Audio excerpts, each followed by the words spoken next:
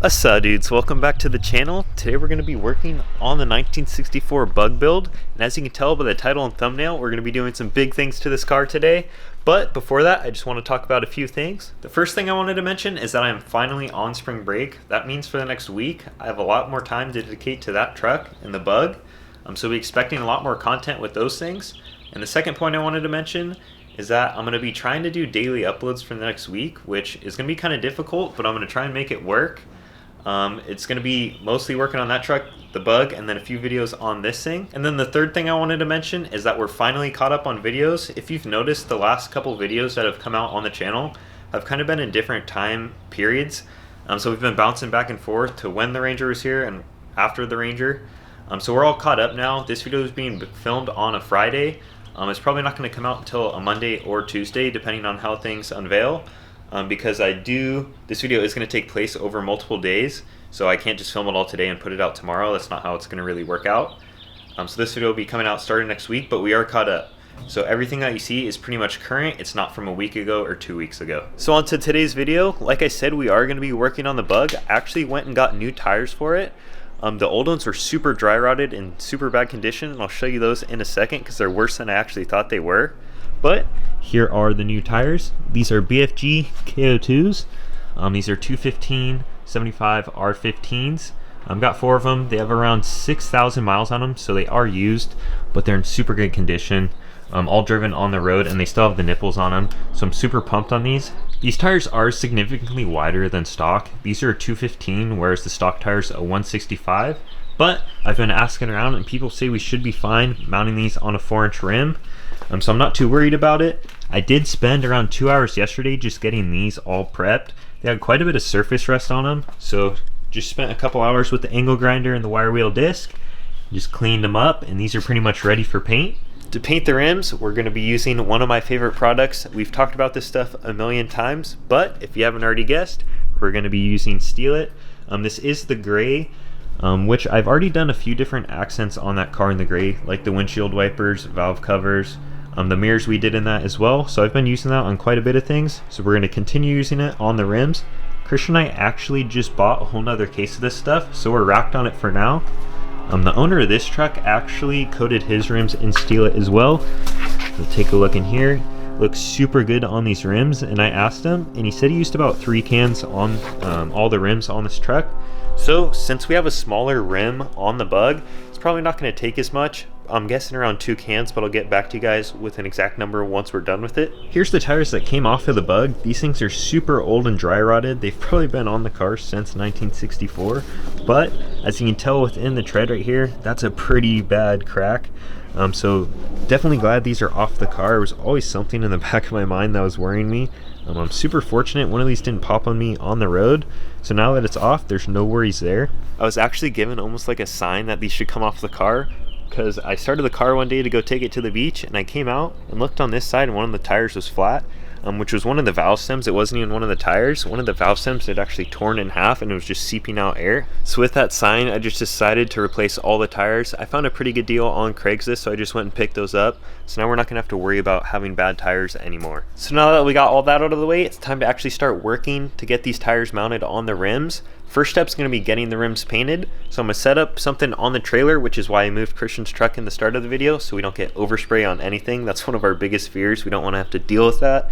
So just move the truck out of the way just to make things easy. So I'm going to set up a little platform on the trailer, probably with some cardboard, and we'll get to spraying those rims. Before we start painting, we just want to make sure everything's super clean. So to do that, we're just using acetone and a paper towel. So just get your paper towel, get a little drip on there. Then you start going over the spot where you're actually going to paint. So I'm going to have to do this on all the rims, but as you can see just in that little pass right there, we have that much dirt on the paper towel. So that's how much dirt is actually still sitting on these rims. So we just want to get that all off at least the best we can before we paint things. And with the Steelite itself, the first thing you want to do is just a light coat, and then after that you can go back and start doing heavier coats. And also with this, you're not supposed to be painting this on anything but raw metal, but in this case we're not really worried about that because we're not going to be welding to this. I honestly think that's what it's for. Is think about it, you don't want to be welding through to something that has paint on it. That's why you prep everything to raw metal if you're going to be coating it with this. But we're not going to have the issue since we're not welding anything to this. So even though this is raw metal, we shouldn't have a hard time getting this to lay down. It's purely visual with this Steelite, since we like the way it lays down. It lays down way smoother than normal paint. It's very consistent and you don't see any runs usually. So that's why we're using the Steelite. So now it's time to just get these things painted.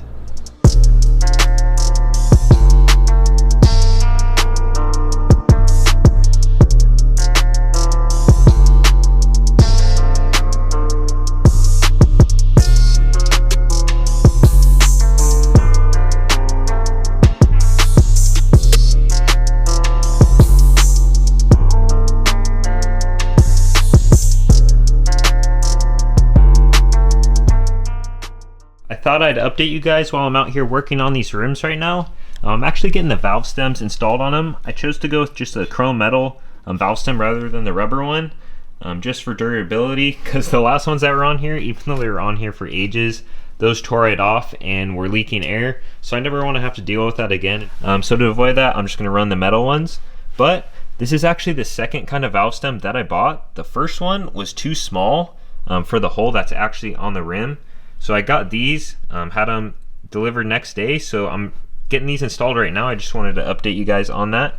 But I'll show you how to install them real quick if you've never done this before. It's super simple. I'll link these valve stems down below in case you want to get the same ones for your wide 5 rims if you're a VW guy. So if you want those, down in the description. But these come with 2 different type O-rings or seals, and that they just differ in the size of this little part on the ring itself. And that just you run one depending on what size hole you have. So I have the bigger size, so I just swap that onto the valve stem itself. But like I said, installing this is easy. You just bring it in from the back side, just like that. And then you put this little ring on, and then you take your nut and just go over that and get that all tightened on there. So I just got a 14 mil deep socket on a little 1/4-inch drive. And just go over this, start cranking on it, get her snug on there, and that should be it right there. All tight, and your valve stem's literally installed. Just put the little dust cap on there, and just like that, this thing's all set, and your valve stem's installed on the rim itself. I just got to wrap up installing a valve stem on one more rim, and then all these will be done. I really like the look with the chrome on the gray rim itself, and it's going to look even better once I have a chrome hubcap on there. I'm going to polish that up and make it look as best as I can. I just wanted to point out that since I've let this cure for the last day, the Steelite has flattened out a lot, which is kind of what's cool about this, is that it flattens out as it dries even more. It does have to cure though. Like if you're doing something like we did on this truck with the Line-X, you're going to have to let it cure for a while. What we did is we brought it to Line-X I think the next day, and it wasn't fully cured. So the hot Line-X going on the Steelite itself kind of melted it off in some spots, so we just had to repaint it in a few different spots on that housing. But this has been sitting for the last day. I'm going to try and get the tires installed tomorrow, so I know it's going to get nicked up in a few spots and I'll have to come back and touch it up, but I'm not too worried about that. Hopefully I won't have any problems tomorrow trying to get the tires installed on these rims. It is a 215 wide tire on a 4-inch rim, which isn't a big deal for me, and I know that it's safe running that. But tire shops might be a little bit picky getting those installed on such a narrow rim. So we'll have to see. I'm going to go to Discount in the morning where these tires were actually originally bought. And I have the invoice for that, so hopefully they're kind of nice to me and go ahead and install these tires on these rims. But I'm going to give that a try in the morning, so I'll catch up with you guys then, and we'll see if we can get these things mounted. Just thought I would update you guys while I'm dealing with the tires right now. I actually went to Discount this morning to try and get them mounted, and they weren't open on Sunday, unfortunately. But went over to Discount Tyler. He's getting these things mounted up by hand. What's up, dude? Oh my! Hitting the camera. Tyler, this is Tyler at CarTech that you guys hear us always talking about that sends us out the packages. But he came down just to mount tires today. Discount Tyler, open 7 days a week. Yeah, keep dreaming, kid. I'm pushing on your foot, okay? Yeah. It's a weird theory. No homo. Oh my, your sweat drip just You see that? Oh my. I'm done. No mas. Oh my. Just like that, baby. Throw some air in her. Got the other 3 done. Might get these things balanced, we'll see. Throw them on the bug. Take it for a spin. We just got the tires all mounted and installed on the bug. I just want to give a huge shout out to Tyler at Card Tech. He helped with this a ton. He used to be the manager at a Discount Tire. I'm not sure if I already mentioned that. So he knew exactly how to put these on by hand. I didn't even have to get them installed anywhere. We're not going to balance them. We just took it for a test drive actually. And everything seems to be fine. The front rubs a little bit, but I want to show you guys the car really badly. So here it is. Here's Jerry. Got Jerry 2.0. Look at the freaking look on this thing. It changed the look of the car completely. Like I said, I decided to go with the hubcaps. I'm still gonna have to polish those, but oh my god, this car looks absolutely insane with these tires. Like I was saying, it was rubbing up in the front along this lip here. Not sure what I'm gonna do about that exactly. There's a few options that I have. I can either get an actual lift spindle, I can get a different beam, an adjustable beam, or I can just roll this somehow or tap the inside of it in so it doesn't rub. I haven't really come to a decision on that yet, but oh my god, I'm excited on this thing.